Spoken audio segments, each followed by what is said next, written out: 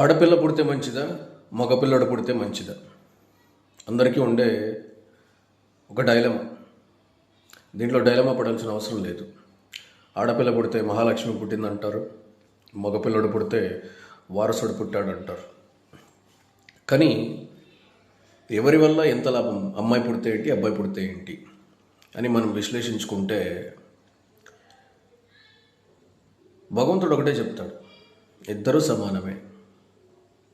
ఒక తల్లి తండ్రి జాబ్లో తల్లి చేసే జాబ్ తల్లి చేస్తుంది, తండ్రి చేసే జాబ్ తండ్రి చేస్తాడు. పొలంలో వెళ్ళి ఎద్దు దున్నితేనే పంట వస్తుంది, ఆవు పాలిస్తేనే మనకు పోషకాలు లభిస్తాయి. సో ఇలాగా ఎవరు ఇంపార్టెంట్ అంటే ఇద్దరిలో ఎవరు లేకపోయినా సృష్టి నడవదు. కాబట్టి ఇద్దరికి సమానమైన ఈక్వాలిటీ ఉంది. మరి ఇక్కడ అందరికీ ఉన్న ఒక యూజ్లెస్ సైకాలజీ ఏంటంటే, అమ్మాయి పుట్టింది, ఖర్చు ఎక్కువ ఉంటుంది, రేపొద్దునే పెళ్లి చేసి కట్నం అవి ఇచ్చి పంపించాలి, అన్నీ తీసుకొని వెళ్ళిపోతున్నాను అని అనుకుంటా.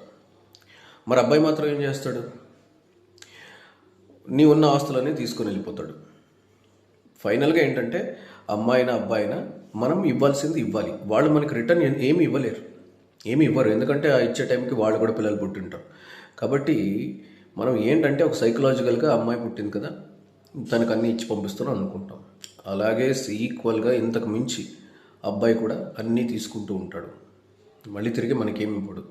కాబట్టి ఇక్కడ అబ్బాయి అయితే ఆస్తులు తీసుకొని పోతాడు, నీ పైసాతో సహా అన్నీ తీసుకొని వెళ్ళిపోతాడు. అమ్మాయి అయితే కట్న కానుకలు, బంగారం అవి తీసుకొని వెళ్ళిపోతుంది. సో కాబట్టి ఇక్కడ అమ్మాయి అయినా అబ్బాయి అయినా ఈక్వలే. ఇప్పుడు మనకు ఒక సంతానం కలిగింది, పిల్లలు పుట్టారు. మనం జెండర్తో చూస్తామా, ఎమోషన్తో చూస్తామా? జెండర్తోనే కదా చూస్తాం. పాప పరిగెట్టుకొని వచ్చి డాడీ అన్నా సరే హగ్ చేసుకుంటాం, అబ్బాయి పరిగెట్టుకొని వచ్చి డాడీ అన్నా సరే హగ్ చేసుకుంటాం. సో ఇక్కడ పిల్లలంటే ఓన్లీ ఎమోషన్, దానికి జెండర్తో సంబంధం లేదు. సృష్టిలో కూడా హ్యుమానిటీ, హ్యూమన్ బీయింగ్, మనం ఆర్ హ్యూమన్ బీయింగ్స్. ఇక్కడ జెండర్తో సంబంధం లేదు. అబ్బాయి పుడితే ఆస్తులు తీసుకొని పోతాడు, అమ్మాయి పుడితే వాళ్ళకి కట్న కానుకల రూపంలో బంగారం ఏదో తీసుకొని వెళ్ళిపోతారు. ఇద్దరికి ఎవరికైనా సరే మనం వాళ్ళకి ఇవ్వాల్సింది ఇవ్వాలి, రిటర్న్గా వాళ్ళు మనకి ఏమి ఇవ్వరు. సో దీన్ని బట్టి ఏంటంటే అమ్మాయి అయినా అబ్బాయి అయినా ఒకటే. అది మనం చూసే విధానం, పెంచే విధానం బట్టి ఉంటుంది. So both are perfectly equal in this world. So ఇద్దరికి సమానమైన హక్కులు ఉంటాయి, ఇద్దరు సమానమే. సో మనం